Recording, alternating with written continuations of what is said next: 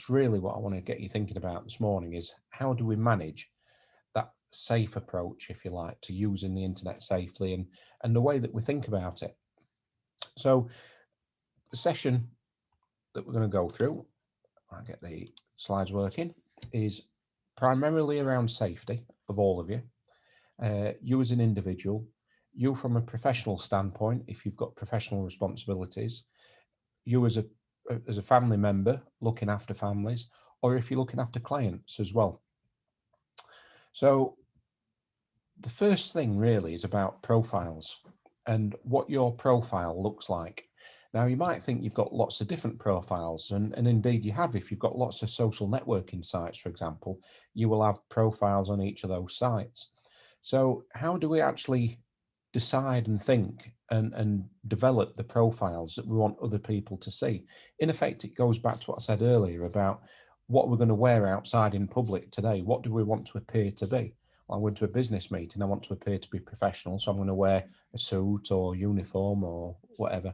I'm going down to the pub, so I want to appear casual and relaxed, etc. So when you're creating your profiles, what do you want your profile to look like in terms of Facebook, in terms of LinkedIn, if it's dating sites, or if it's other sites, gaming sites, that kind of thing. So it's about making sure that the profile that you're displaying is what you want to represent you within the context of that site, if that makes sense.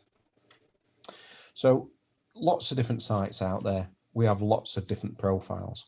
Now, what the bad people will do, let's say, is they will look at these different profiles on the different sites and merge all the information together to get a better understanding of what you are like as an individual, be it for identity theft purposes or criminal activities in whatever purpose. So, oh, we've got a few more people joining. So for those that have joined, I think there's a couple just joined. We've only just started, so you've not missed too much. And we're just looking at profiles, the representation of yourself online, in effect, is what a profile is. So we've got all these different sites. What I'd say to you all, really, just as an initial job to do, is if you were to write a list of all the sites that you're on and use, all the social media that you use, the banking, that kind of thing, everything that you do online, if you were to write down the username, the password, and the features of the site, and whether you've put a photograph on the site for starters, you'd probably start to see that one thing you have in common with all these profiles is your email address. Most people will use the same email address for every profile, and I'll explain why that could be a problem later. You might even find that you use the same password for every profile as well. That could be another problem, because in effect, you're sharing two keys. The password and the username are the keys to your profile. So if you share them with other people, they can come into your home and have a look at that home, as I liken it to. So profiles, usernames, passwords, pictures. People tend to use the same picture or a similar picture across all the profiles. And I'll explain why that could be a problem a bit later as well. So as individuals, start to think about your profiles on the different sites that you've got. When did you last review them? How safe are they? Do you use the same email address or the same password to access each of them?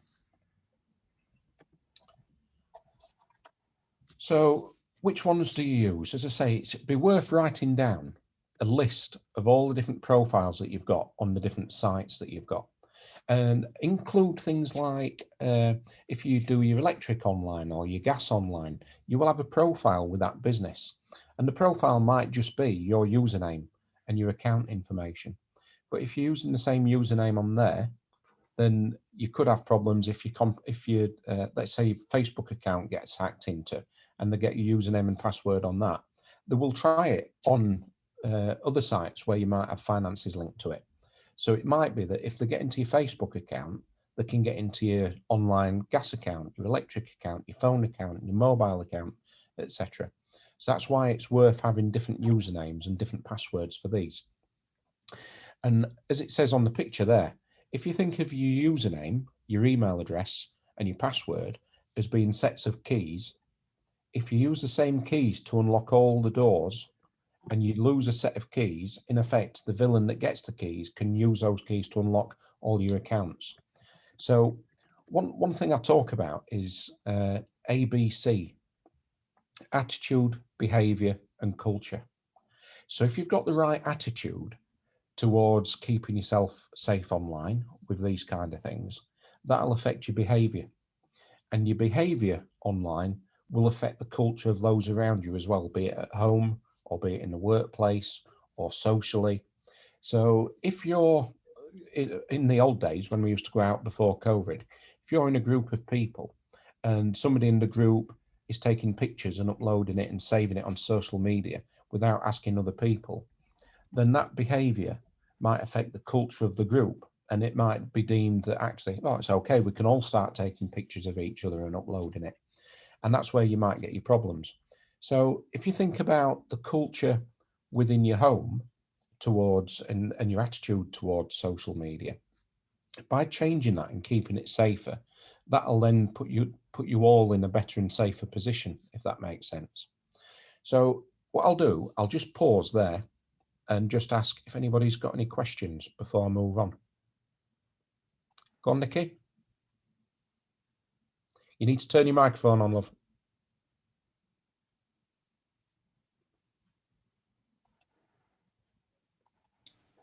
Right, hi. Hello, Nikki. Sorry I'm late, guys. I've worked with the police, and what you're saying is exactly what they taught me. Oh, that's yeah, good. And that's amazing. And they always teach people, around you, yeah, instead of having your house in the background, have like a blank wall or a blanket or a cover or something like mine. Well, yeah, so it doesn't give too much away. Yeah, because when I've just got to go and let my friend in. You do that. Because when you're online, your house is being assessed. Could be. So they can see what you've got and everything. Yeah. You're going to let your friends in? Have you let them in? Yeah, of course I am. Yeah. I just wanted to talk to you, but I'll go and let him in. Bye. Okay. Any other questions while we're waiting for Nikki?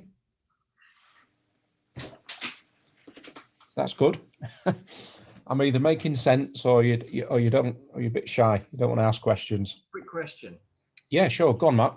I'm just looking now, because of, to be honest, with it being headway and brain injury, I tend to use 1Password for a lot of my things. Yeah. Now, I made it quite complex, so hopefully it will be secure.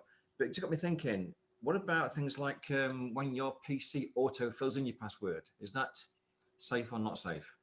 It is safe, generally speaking. I would suggest you have lots of different passwords and you use a tool that fills in and remembers the passwords for you, rather than having one secure password. Because if that one secure password gets compromised on a site, they can use it regardless. Yeah. So if you think of the online tools, you've got, what devices do you use at the moment? The Apple or? Just on a PC with Microsoft. So Microsoft allows you to use.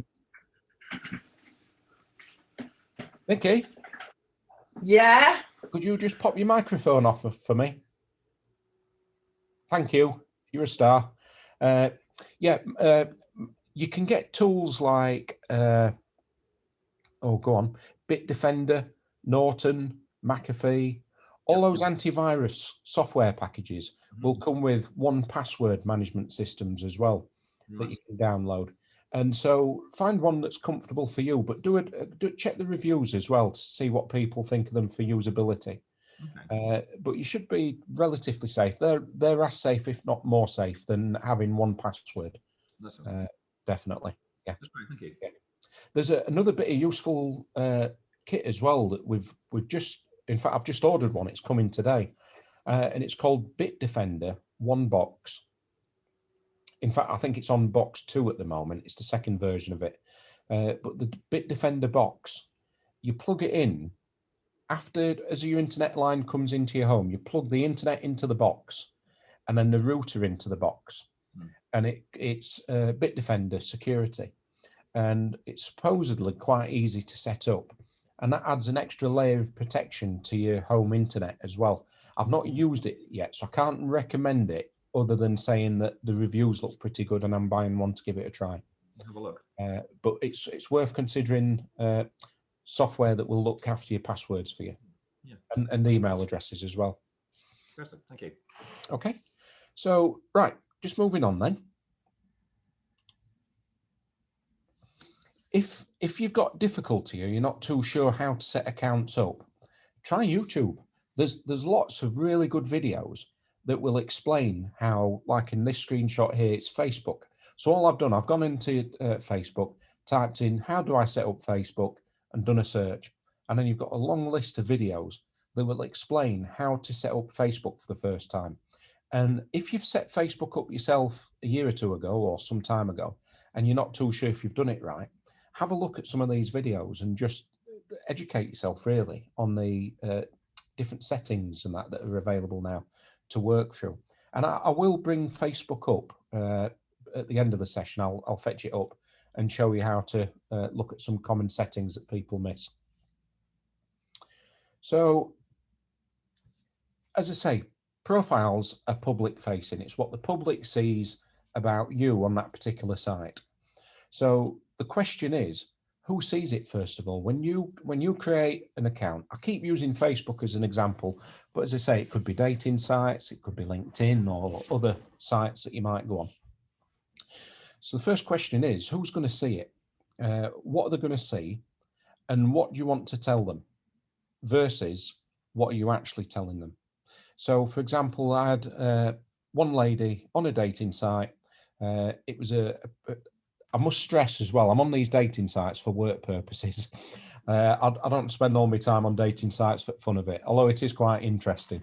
So there was a young lady who had gone on a dating site, and this particular dating site was aimed at meeting people for coffees, let's say, keeping things polite. But she'd indicated on there that she worked for a particular police force.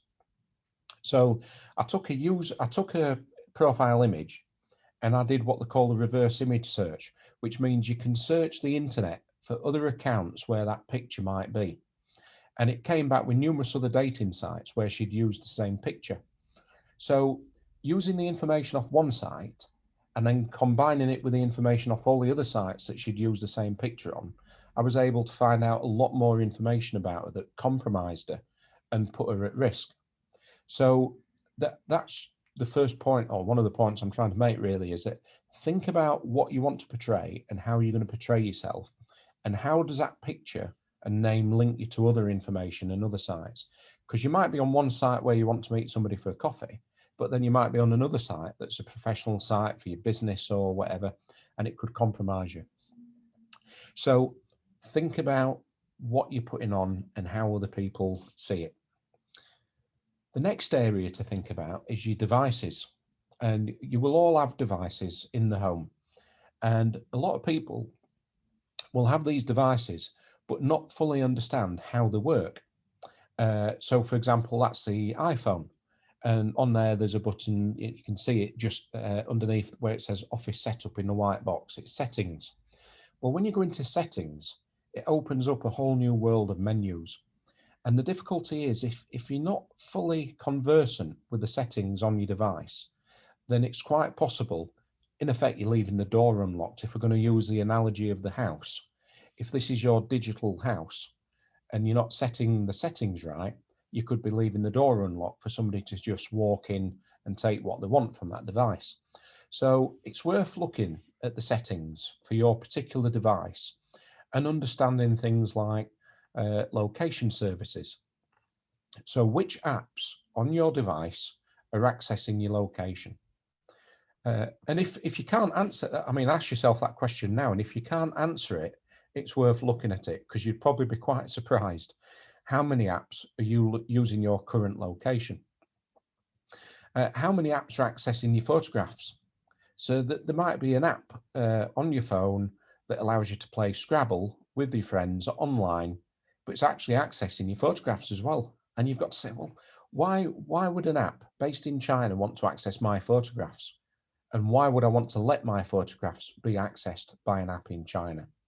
And that's the kind of questioning and process you need to go through.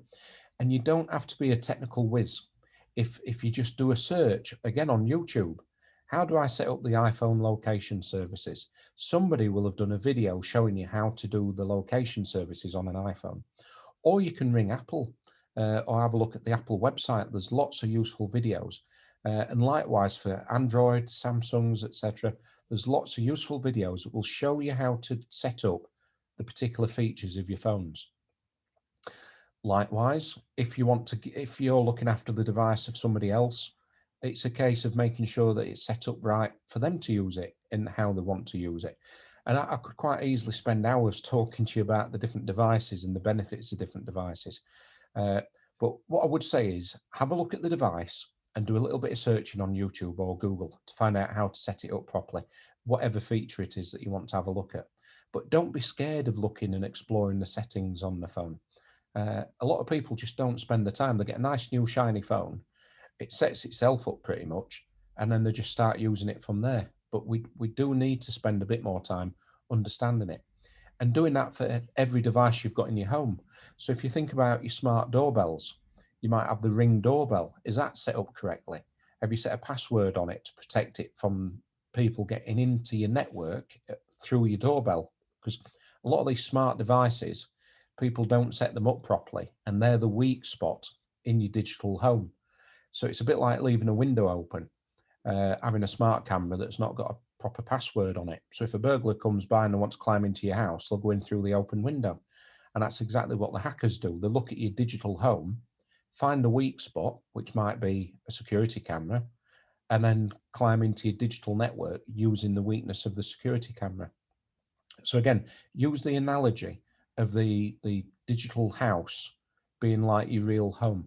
And if you apply that sort of mindset to it, you'll be a lot more secure online. So what devices have you got and how do you use them? Draw a list up. It's useful just going on to that. It's useful to write a list of all the devices you've got in your home, because you'll probably be quite surprised by how many actually access the internet that you've perhaps forgotten about, like your smart TV, smart doorbells, smart cameras, iPads, phones. What else is there? There's all sorts of smart fridges, smart washing machines. Your car might even have an app that connects to the internet that you can access it by. You've just watched that microphone of yours, Nikki. You've knocked it off again. Yeah. Oh, you can hear kettle. All right. Can you just pop your microphone back on mute? I'm sorry, I'm not very good with it because I forget to turn it off. You're doing okay. That's it. Marvellous. Keep an eye on that kettle as well. So the other question is use and users. So who is using the devices that you've got and for what purpose? So for example, if you've got a PlayStation in the house, who's using it? Kids generally use it. Sometimes adults, if kids are out, get on and have a little play. But is it set up appropriately for the users and the use to which they want to use it? So for example, my phone, because of the work that I do on it, I don't allow my son to use my phone because I don't want him to see some of the sites that I have to go onto. And so I have it set up so that he can't access it with a password that he thinks I use on it. So it's about making sure that you've got appropriate settings for the use and the users of those devices. The next one is connecting it to the internet. How do you connect your devices to the internet? There are two ways of doing it. The first one is by the cables that come into your home and using broadband through a router. And the second one is through using these devices here, your 3G, your 4G. So they're the two ways of accessing the internet. But again, which one's the safest? And I suppose it depends what you want to do. But if I was going out to a coffee shop, I wouldn't use free Wi-Fi. So if you forget everything else I talked to you about today, the one thing to remember is don't use free Wi-Fi. Imagine, or if you are going to use it, imagine that everything you do on that device is being looked at by everybody around you. So if you're on your phone and you're happy to log into your online banking with everybody around you looking at the username and password, then use free Wi-Fi. But if you're not, which most of you won't be, don't use free Wi-Fi. If it's just for looking at the BBC News website, or well, that's about it really. Looking at the weather maybe, then use free Wi-Fi. But other than that, I would stick to using your data on your phone. And I'll explain a bit later if we get time on that one. The other one is, what's the knowledge of those that are using the devices or the services like? If it's not good knowledge in terms of the settings or how to use it safely, then you're going to have problems. So it's about increasing the knowledge to use the different sites and devices that are going to be used. So if you don't know how to use Facebook properly, you don't know if your settings are safe, spend some time building your knowledge up around that. If you don't know how to secure your passwords or how to secure your device, spend some time increasing your knowledge on that, and just do it in bite-sized chunks. Don't try and learn cyber and become a cyber expert overnight. Just go away, look at YouTube. There's lots of useful videos out there that will show you how to set things up properly or how to use things properly. Just build that knowledge up over time. So online dating, it might be that you've got friends, relatives, people that you look after that want to use dating sites. A dating site is very much like Facebook and Twitter and other sites. A dating site is just a website. And it's a website where you can create a page on the website, you put your picture on, you put a profile on, and you say what you're interested in and what you're looking for, etc. And then you can search other pages within that website to see if there's somebody else that you like and you want to talk to. But each of these websites have different focuses, shall we say. So, for example, Match.com is generally speaking about finding a friend, a partner for love, for romance, a relationship. Bumble tends to be more for, it says dating, but also friends and more casual relationships. Likewise, Badoo, although Badoo's in the past has been more for casual relationships and friends, is trying to become more serious about dating as well. So people that want genuine relationships, you've got a real mix of people on there at the moment. Plenty of fish, and there's many, many more besides. So I'll come back to you in a minute, Nikki. Before you create a profile on a dating site, research it and be clear about what it is you want to achieve by going on a dating site. If it's love and romance, then research the best sites for love and romance rather than sites just for friends and coffee dates or whatever. Nikki, go on, what's your question? You missed one. I've missed lots of them. Go on. Undateables. Oh, right, okay. That program for disabled people. Yeah. And I hate the name of it. Yeah. But, you know, it's crazy, isn't it? Yeah. Now, so on that note, there are quite a few dating sites for people with disabilities as well. And that in itself can be a good thing and a bad thing. It depends on how you want to be seen out there in the wider world. But don't forget your microphone, Nikki. You've left your microphone on. Yeah, now I've just realised. All right, no worries. Yeah, so there are dating sites that have been created for people that identify certain disabilities, for example, and they want to meet people that have got similar disabilities that will understand their situation. So they're not a bad thing. But again, it's down to personal choice and what you'd like to look for. The other thing to watch for is people that go on to create profiles and go on to dating sites and social media do like to share pictures of themselves. Now, the problem is, as Nikki identified earlier when she were on about what's in her background, the problem is you've got to think about what you're wearing. So this was on one of the dating sites, and this lady here has got the work lanyard around her neck for a company. And it took me 2 minutes to find out where she worked. They've actually got 2 business premises and she works at them.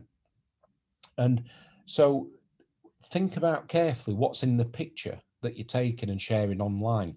photographs of your kids, your pets. If you've got a photograph of a dog in the background, for example, then you're gonna, if you've got a dog, then you're gonna be walking the dog. When do people walk the dogs? Well, generally speaking, first thing in the morning, last thing at night, and during the day sometime. So they'll know when you're going to be out with the dog. And if they know roughly what area you're in, then they can just start loitering around the parks nearby in that area until they spot the dog or spot you and then follow you home, that kind of thing. So you need to be as careful as that, really. If you're going to use sites like this, is think about what information are you giving away. Don't wear your work uniform or lanyards that give away where you work, for example.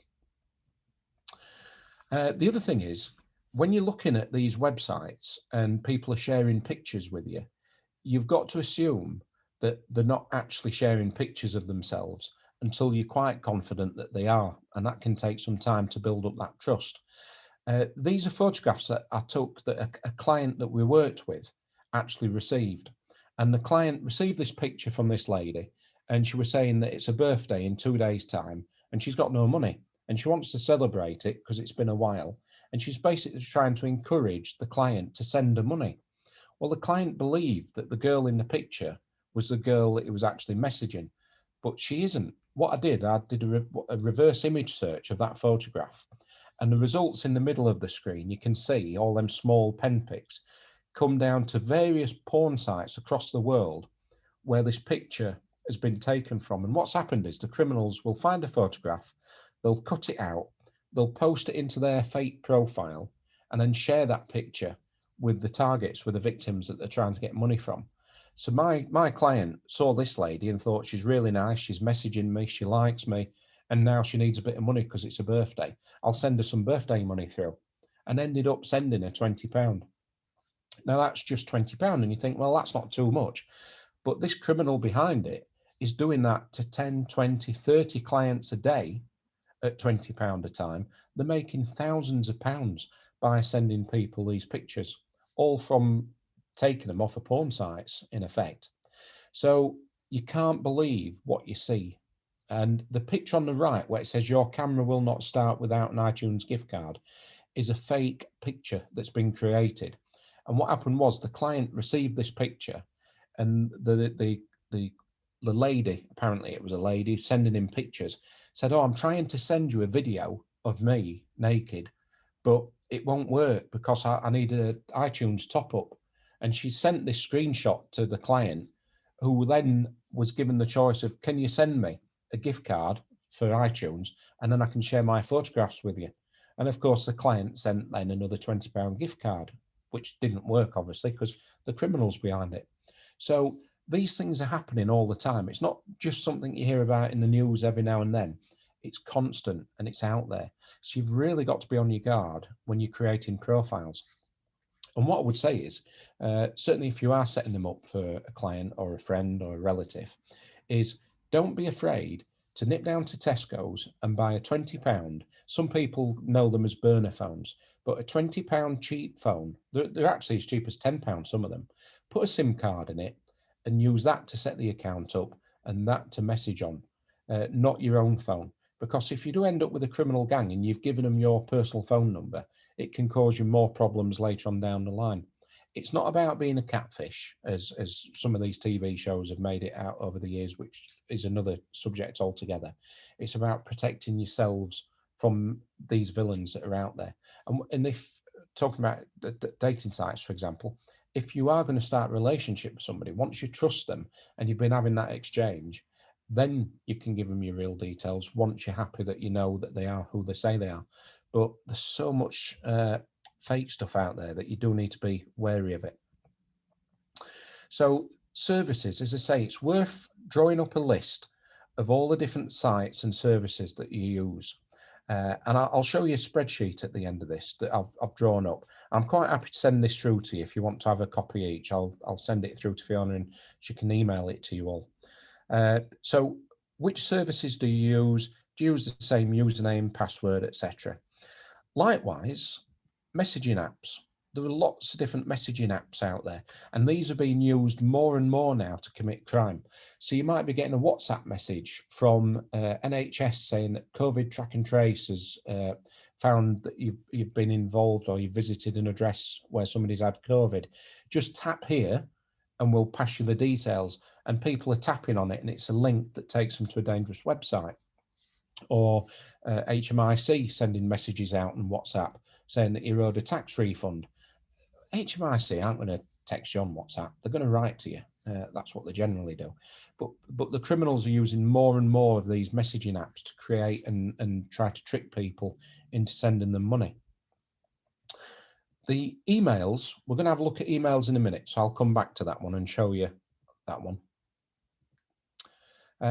So yeah, audit yourself, make a list, potentially create new email addresses. They're easy to do. Again, if you're not too sure, have a look at YouTube. How do I create a Gmail email address? Start using different passwords. Use characters and numbers as well as words as well. And if you find it easy to remember a phrase, then use a phrase as a password. So something like, I'm not saying use this one because it'd be quite a common one, but Jack and Jill ran up the hill. So you could type Jack and Jill ran up the hill and use that as a password. But don't use that one because it's quite a common phrase. But think of something that's peculiar to you. So you might think, I don't know, I like my black car, or I like my black Ford car. So that could be your password. I like my black Ford car. And that makes it a lot more longer and more difficult. And then if you chuck some numbers in it and an exclamation mark as well, that'll make it even more secure. And then save it using one of the password saving tools that you can get. If you want tips on passwords, have a look at the NCSC, which is the National Cybersecurity Centre, which is a government site. And there's lots of top tips on there for staying secure online, using strong passwords, etc. More solutions? Well, you'll be surprised to know Cyber Spider have a little service as well. And what we can do is what we call a vulnerability assessment. Now, what happens with that is you fill a form in on the website, we submit it, we do a search on it, and it'll indicate whether or not there's anything of falling under any of these categories publicly available from your profile or from whoever you're looking after, if you're a case manager, for example. So this is one that we sent off and it came back as red in swearing and profanity. And the individual concerned had got 3 posts on Facebook which had swear words in them. And you might think, well, that's don't matter, that's okay, I'm happy with that. But if you're going to apply for a job and you're telling people that you're above board and everything else, and then this is out there for them to be finding, it could cause you problems. So anyway, I'm not going to bore you with that, it's not a hard sell, but it produces a report that gives us an idea as to areas where you might need to tighten up on your security, for example. So action fraud, if you do become a victim of something online or you've got suspicions about something fraudulent happening online, report it to Action Fraud. Don't be afraid to contact them. And they have a really good website as well that's worth looking at to see what's happening, the latest trends in cybersecurity and things that are happening. So what I'll do, I'll stop sharing the screen. Just bear with me 2 minutes. And show.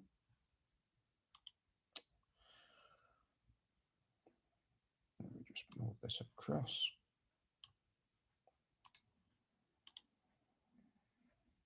I'll be with you in a second. Got too many screens on the go.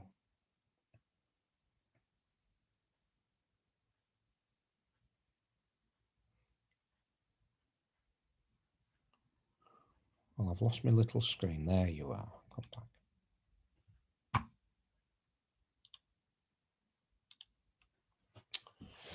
Right. Before I start then, has anybody got any questions before I start sharing the screen and showing you some other bits? Nikki, you surprised me. Go on, what's your question? Don't forget to put your microphone on. I still can't hear you. Click your microphone, Nikki. I've done it. I'm doing it. Okay. Give me time. Sorry. It's all right. You know, after this event, yeah, would you be able to get in touch with me? Because I've got an idea which could help you, help me, help the police. Go on. Do you want to share Not it? on Zoom. Not on Zoom, no. Okay. Well, we'll sort that out Yeah. through Fiona then. Yeah. Fiona Moore, Diane Derbyshire, hi, Yeah. Di.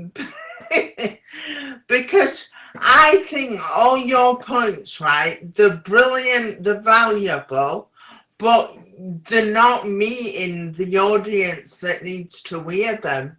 Because unless they've got a computer, they can't access what you're saying. Yeah. Oh, that's right.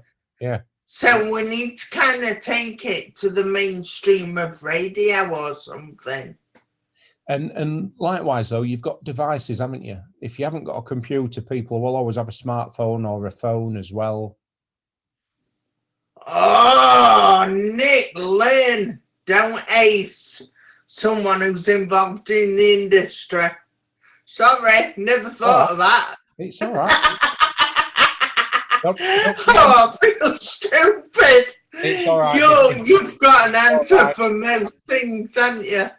Don't forget to mute your microphone, and I'll just see if anybody. I know, I'm doing it. Look, mouse. Well done. Yeah, I'm doing it. Chill. Well done. All right. That's all Just right. give me 2 seconds, love. Anybody else got a question? That's good. Right, I'll share the screen and I'll show you how to check your emails. So if you can't do it straight away on your own computers, make a note of the website and have a look. So let me just share this screen.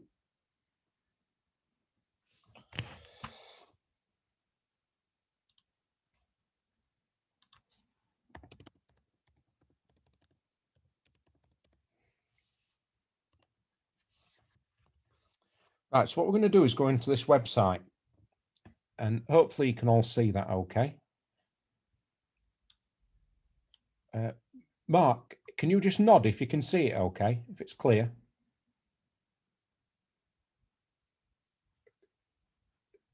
I don't think anybody can see it. Is that right? Let me... Yeah, there's nothing at all. Okay. How's that? Yes, okay. Excellent. Thank you, Michael. Right. So what happens is when you come to this website and you open it up, it's got the white box in the middle where it says email address. So I'm going to type in one of my old email addresses. So you type your email address in and you click Pwned, P-W-N-E-D. And that'll come back red. You see it says, oh no, Pwned. So if you scroll down, it shows me that that email address has been compromised. And what that means is if we take the bottom one, for example, Zynga. Zynga owns and runs an app called Words with Friends, which is a Scrabble game that people used to play. People still use Words with Friends. And back in 2019, the website belonging to Zynga, their database, was broken into and lots of data taken out of it and put onto the web and shared. And that data included email addresses, of which mine was one of them, passwords to get onto the Words with Friends, any phone numbers and usernames. So in 2019, if I'd been using that email address and username and password, and they were the same on all the other websites I've been using, in effect, all my keys would have been shared with the world to start then using the keys to open up other accounts that I'd got. I hope this makes sense. So likewise, Dropbox back in 2012, that's when I first had the email address taken, email address and password. So I now know that jeff.goodright@sky.com is rubbish because it's been used by lots of people criminal-wise. They know about it. So I don't use that email address anymore, apart from demonstrating it for these purposes. So my bank has a brand new email address that I've never used anywhere else. And so if I get an email to that email address from the bank, I know it is from the bank. But if I get an email to my sky.com one claiming to be from the bank, I know it isn't from the bank because they don't have my sky.com email address. Does that make sense? So if you create a brand new email address, give it to your bank and nobody else, then you know the bank have a safe email address. And if you receive any emails claiming to be from the bank on another email address, you know, the rubbish spam emails, so you can just bin them straight away. So what I would suggest you do as individuals is put your email address in there and check it.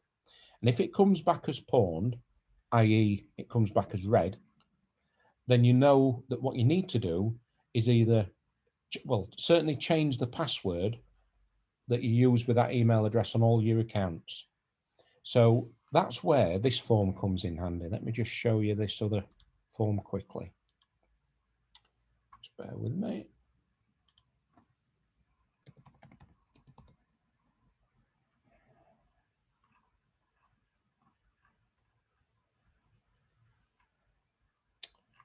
Where's it gone? Just bear with me 2 minutes, sorry.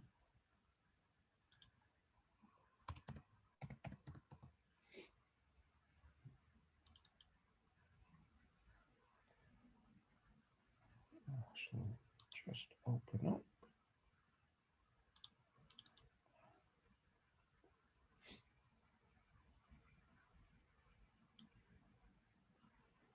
Can you all see that okay still? Oh, it's gone again. Just fix that back.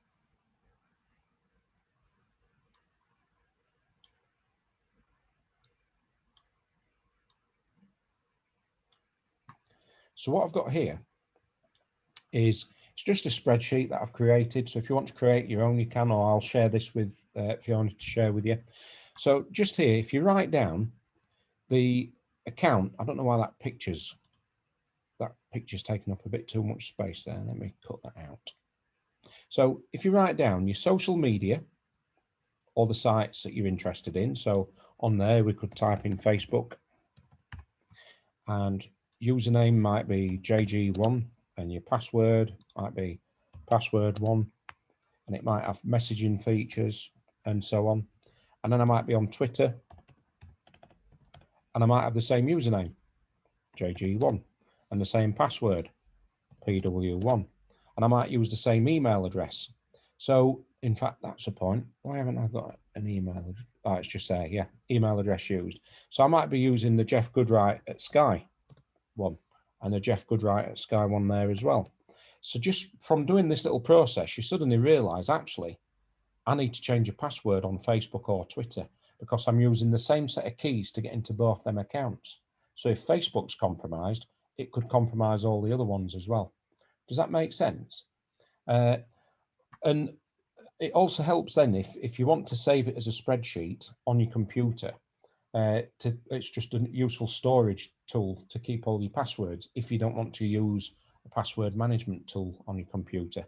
It depends what you find most comfortable to use. If you don't want to store it on your computer, just do it on a pad of paper at home, because you could argue that actually by writing your passwords and usernames down on bits of paper at home, that's going to be safer than keeping them on a computer or online, because a burglar's not going to break into your house and look for a piece of paper with your usernames and passwords.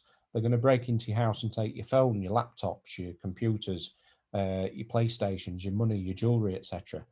If you've got a little password book somewhere on a bookshelf and you don't write them down saying Facebook username password, for example, mine, for my banking, for example, if I've got a number for the bank, instead of writing a number for the online banking down, I just put an 07 in front of the number and then add a few random numbers at the end of it. So anybody looking at it would think it's a mobile phone number, but I know to take the 07 off and then just use the first 8 numbers, and that's my bank number, if that makes sense again. So what else was I going to show you? Oh yeah, Facebook. Let me just do Facebook for you.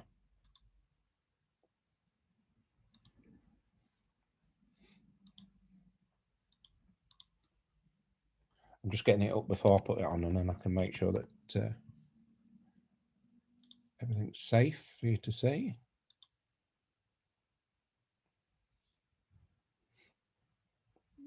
Here we go. So you'll probably notice on this that that's not my real name that I've got on there. And that's because I've got quite a few different Facebook accounts that I use for work. So does anybody want to be a volunteer for me to check them on Facebook? One or two nervous people now, wondering how secure their Facebook accounts are. No volunteers? Oh, go on, Mark. Do you want to just put your microphone on? Yeah, I can go for it. Yeah. I'm live. So I'll just do a search on your name first of all to see if you come up. And if you see your profile on here, just give me a shout. There's probably going to be lots of marks. No.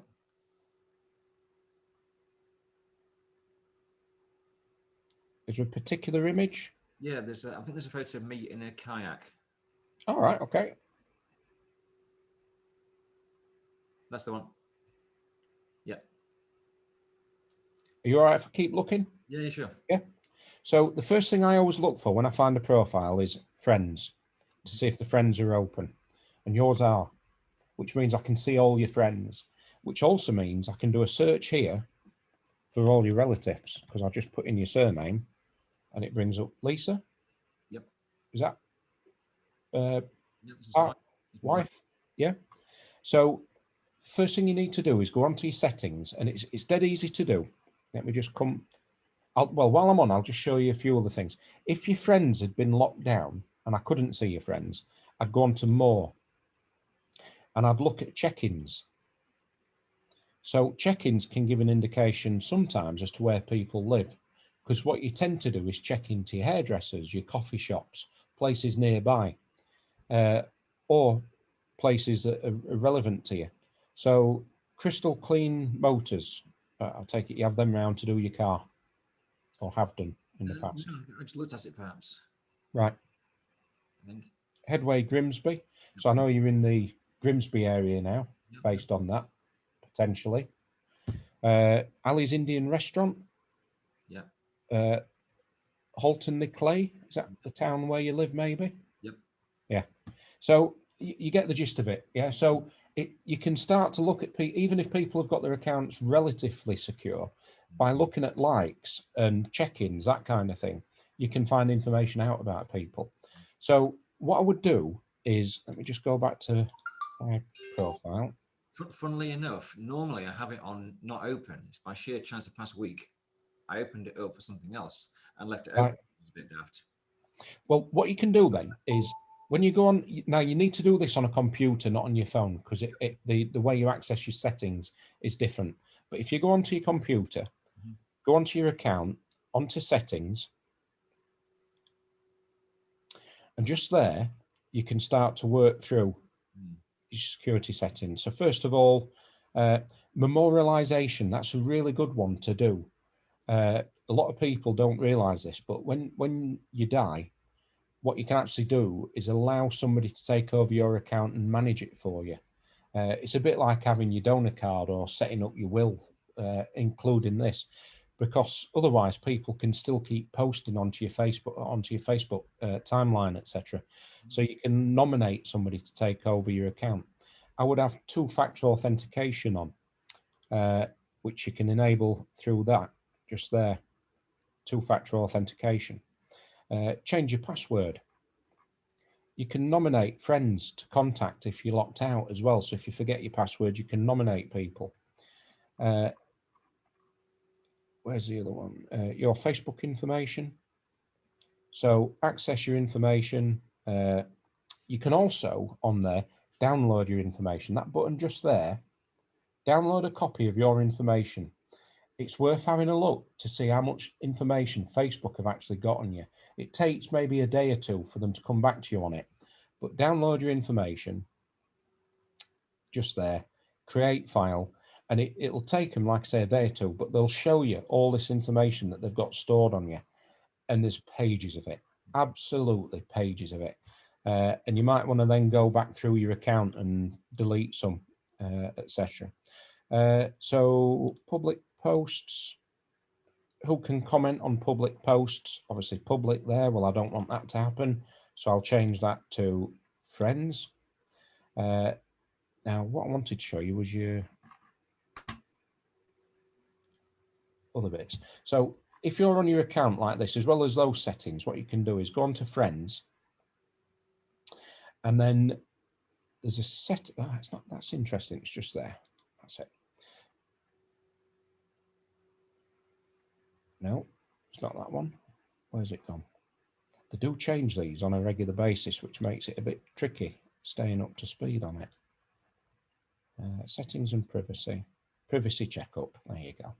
So on privacy checkup, it makes it nice and easy for you to work through your settings. So who can see what you share on this one? Well, phone number, only me. Date of birth, only me. Friends of friends. Next. Future posts, friends, etc.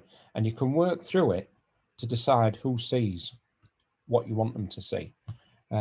Keeping your account secure. And it'll give you password tips, etc.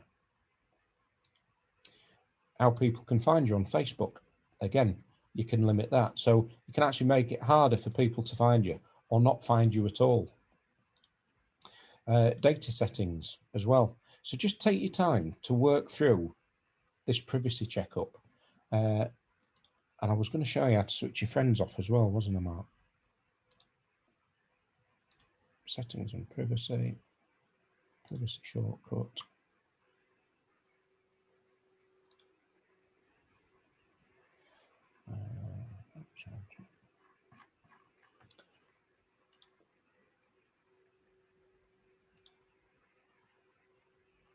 Having a bad day on this for some reason. This has come up slightly differently to how it usually does, which is Sod's Law. And normally you can just tap on a button and it'll restrict who can see your friends.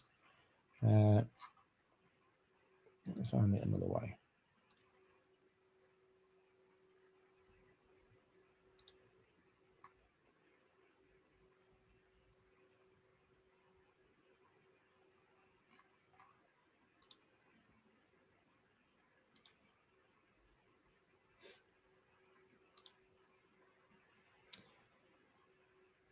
Right, here we go. So that's friends, how people can find you. I really am having one of them days. Who can see the people, pages and lists? Edit. Who can see your friend request? Who can see your friends list? There it is. I've got my glasses on as well. So at the moment, only I can see the friends list. So I could edit it and change it to public. So everybody can see the friends list. And that's what yours will be on at the moment, Mark, is how can people find and contact you? And it'll say, who can see your friends list? Change that to friends or only you. Yeah. For all of you, what I'd say is it's worth going through Facebook and checking your settings, your information, etc. that's on there. So on that note, I'm going to shut up and just give you the chance to ask any questions before I disappear and do a little bit more work.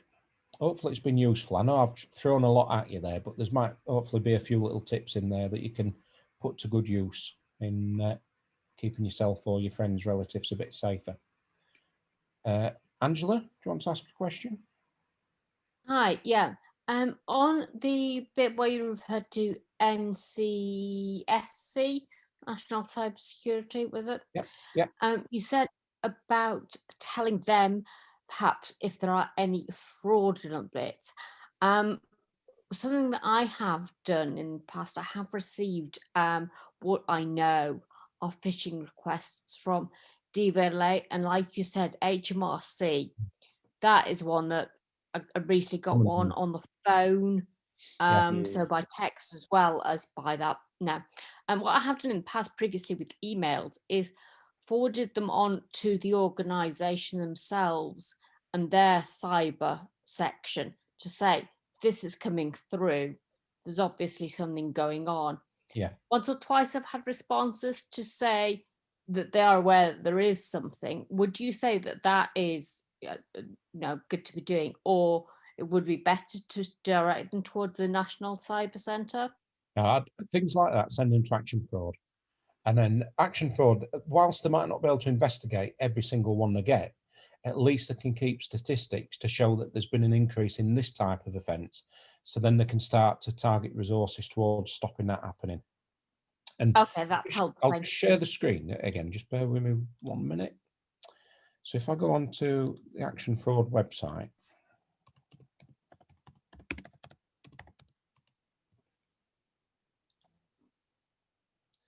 just there, it's as easy as filling this box in. You're not on share screen, I'm afraid, Oh, Jeff. oh, sorry. There you go. How's that? Can you see Thanks. the box now? Can you see the action fraud? Have I shared the wrong screen? And I think it's action fraud. The bottom. Actionfraud.police.uk. Just let me stop share. It's that one I want to share. There you go. So yeah, it's as simple as ticking these boxes. So you're a victim. Oh dear, they're having a bad day as well, looking at that. There you go. Action fraud. So you can create information there, send or continue as a guest, and just let them know what's happening as far as a particular fraud. Or you can give them a ring on that number just up there. But the action fraud website itself, they generally have a newsroom. There it is. News. Oh, yeah, their website's having problems. That's interesting. Let's see if we can get onto the different page. Campaigns. So romance fraud, fall for the person, not the profile. And there's a section there talking about dating sites, which is quite useful information. Yeah. So it is a good website, and I would say it's worth letting them know if you do experience any direct problems. Okay, and to use that section, I mean, to be honest, I don't feel that I was a victim of it because I identified it. Yeah, Definitely a just notify spurious email address, Yeah. but that helps them log it then. Yep, Thank you. absolutely. Yeah. Well, no questions is a good sign. Hopefully you've all learned something, or you've had enough of me, one of the two. Right. So, well, thank you for your patience anyway, and listening. If you do have any questions, feel free to drop them to me through Fiona, and I'll try and answer them for you. And I'll drop you that spreadsheet, Fiona, so you can share it by email if you want to use that. Feel free. But other than that, thank you. And Oh, thank you. It's very good. More work. No, Yeah. nice Thank you meeting so much, Jeff. That's Thank you. been so useful. You're welcome. I've learned a lot, actually. I'm going Oh, good. doing some checking Good. and changing some passwords. Yeah, absolutely. Yeah, have a look at decent password management tools. Like I say, Yeah. Norton, McAfee, Bitdefender, they will all have similar sort of services as far as managing your passwords are concerned. Oh, that's great. Oh, thank you so much for No giving problem. us your time this morning. Oh, you're welcome. You're welcome.